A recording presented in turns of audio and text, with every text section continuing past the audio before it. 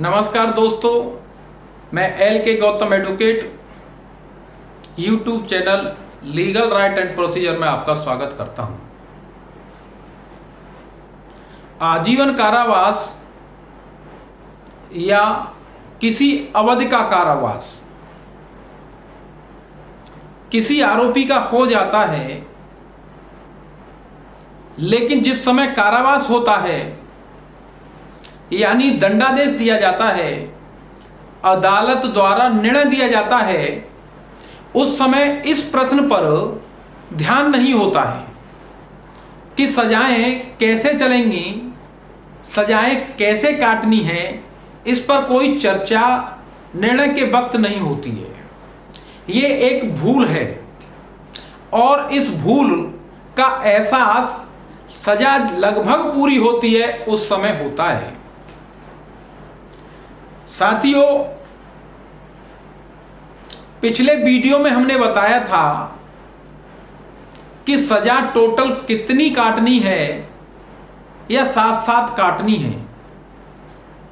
आज हम जो चर्चा करने जा रहे हैं वो आजीवन कारावास की सजा के संबंध में चर्चा कर रही है। आजीवन कारावास के साथ कुछ अवधि का कारावास हुआ है या एक मुकदमे में कई आजीवन कारावास की सजा की गई है। आजीवन कारावास के संबंध में भ्रांतियां हैं कि वो 10 साल का या 14 साल का होता है, ऐसा लोगों द्वारा माना जाता है। लेकिन कानून में ऐसी कोई अवधि आजीवन कारावास के संबंध में नहीं बताई गई है। आजीवन कारावास व्यक्ति के संपूर्ण जीवन से संबंधित है, यानी व्यक्ति के अंतिम सांस तक जिस समय कारावास की सजा सुनाई जाती है, उस समय से जितने जीवन को वो जीता है उतने समय का कारावास होता है।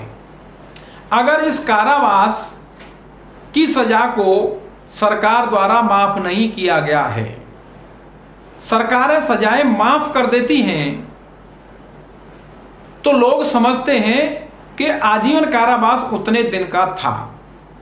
ऐसा नहीं है। अगर सजा माफ नहीं हुई है तो आजीवन कारावास पूरी जिंदगी मरते दम तक जेल में काटनी पड़ेगी। कारावास किसी अवधि का हो सकता है जो विधान में तय किया गया है। अदालत उतने कारावास की सजा सुनाती है। अब प्रश्न आपके सामने में रखने का प्रयास करता हूं। धारा 31 सीआरपीसी के अंतर्गत सजा भोगने का क्या आदेश अदालत दे सकती है? इसका उत्तर, कोई भी अदालत जो निर्णय दे रही है वो धारा 31 सीआरपीसी के अंतर्गत अपने आदेश में ये कह सकती है कि सजाएं लगातार चलेंगी या सजाएं साथ साथ चलेंगी या एक सजा पहले शुरू होगी या उसके बाद में कौन सी सजा शुरू होगी, ये ऐसा अपने आदेश द्वारा अदालत निर्धारित कर सकती है। अगर अदालत ने इस संबंध में अपने निर्णय में कोई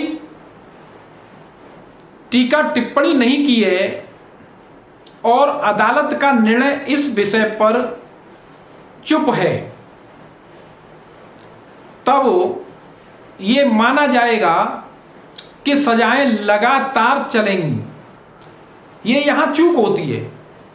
जिस व्यक्ति की सजा की जा रही है उस व्यक्ति को यह पता नहीं होता है कि इस विषय पर भी निर्णय होना चाहिए। इस प्रश्न को भी अदालत द्वारा इसी वक्त तय करना चाहिए। यहां अगर बचाव पक्ष का अधिवक्ता जागरूक है और सजा के प्रश्न पर जिस समय सुना जा रहा है उस समय अधिवक्ता द्वारा यह प्रश्न भी तय करा लेना चाहिए, लेकिन यहां चूक हो जाती है और इस चूक को व्यक्ति सजा जो काट रहा है वो कारावास में भोग के समय महसूस करता है और खामियाजा भुगतता है, और उसके बाद फिर उसे उस सजा के प्रश्न को तय कराने के लिए सेशन, हाई कोर्ट और सुप्रीम कोर्ट तक जाना पड़ता है।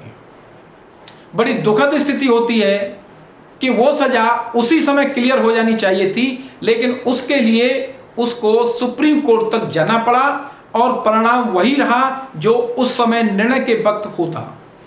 अगला प्रश्न है, क्या एक मुकदमे के विचारण में एक से अधिक आजीवन कारावास की सजा की जा सकती है? यहां लगातार कारावास से संबंधित है। क्या लगातार आजीवन कारावास की सजा की जा सकती है? जी नहीं। किसी मुकदमे में एक से अधिक आजीवन कारावास की सजा की गई है तब वो सजा लगातार नहीं हो सकती है। इसकी सजा साथ साथ चलेगी, यानी सजा लगातार न होके साथ साथ होगी। इन दो शब्दों का अंतर है।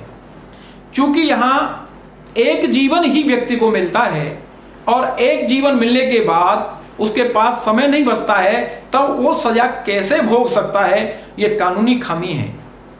इसलिए आजीवन कारावास की सजा अगर एक से अधिक है तो वो सजाएं दोनों साथ साथ चलेंगी, लगातार नहीं होगी। लगातार का आशय एक के बाद एक, पहले एक धारा में आजीवन कारावास भोगेगा, उसके बाद दूसरी धारा में आजीवन कारावास भोगेगा। तब यहां ये क्लियर करना है कि आजीवन कारावास की सजाएं साथ साथ होंगी। इसके बाद मेरा प्रश्न आपके सामने रखने का, आजीवन कारावास एवं किसी अवधि की सजा है तब कौन सी सजा पहले चलेगी? यहां उत्तर है, अदालत अपने आदेश से तय करेगी कि कौन सी सजा पहले तय करेगी, कौन सी सजा पहले चलेगी। अगर अदालत ने यह तय नहीं किया है कि कौन सी सजा आजीवन कारावास के साथ जो दी गई है पहले चलेगी, तब अगर आजीवन कारावास की सजा पहले शुरू हो गई है तब वो सजाएं जो छोटी छोटी सजाएं की गई हैं उसके साथ साथ चलेंगी।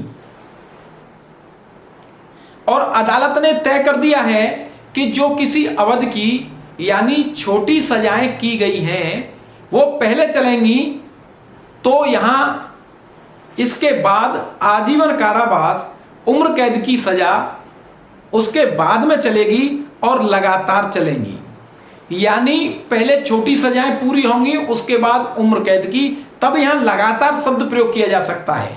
अगर अदालत ने प्रयोग किया है तो वो सजाएं लगातार होंगी, यानी किसी अवधि के कारावास की सजा से शुरू होती है तो लगातार होंगी, और आजीवन कारावास से कोई सजा शुरू होती है तो वो साथ साथ होंगी।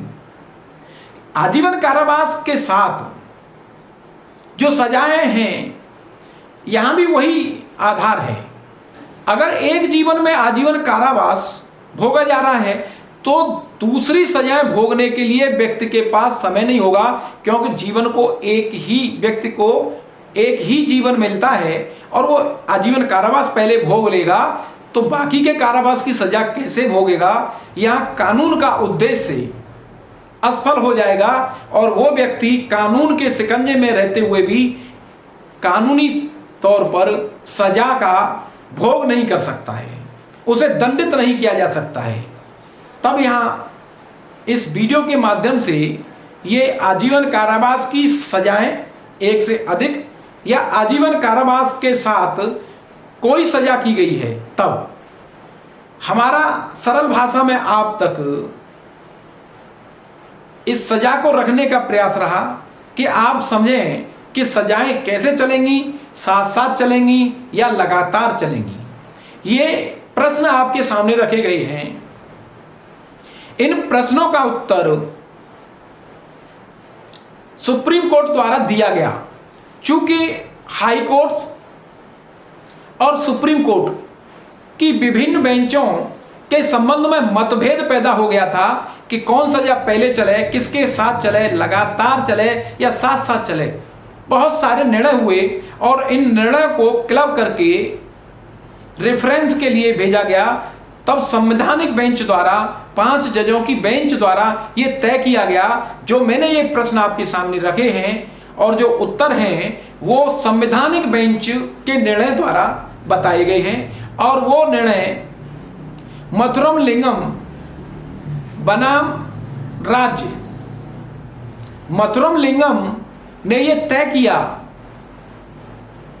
कि आजीवन कारावास की सजा कैसे कटेगी। यह 2016 का निर्णय है। किसी तथ्य को, किसी प्रश्न को मैं अगर स्पष्ट नहीं कर पाया हूं तो मैं आपके कमेंट्स का स्वागत करता हूं और इस प्रश्न को क्लियर करने का प्रयास करूंगा। धन्यवाद। प्लीज मेरे इस वीडियो और YouTube चैनल को लाइक, सब्सक्राइब, कमेंट, शेयर अवश्य करें, जिससे मेरा उत्साह और बढ़े और मैं ज़्यादा से ज़्यादा प्रयास ये करूं कि आप तक कानूनी जानकारी सरल भाषा में पहुंचती रहे। पुनः धन्यवाद।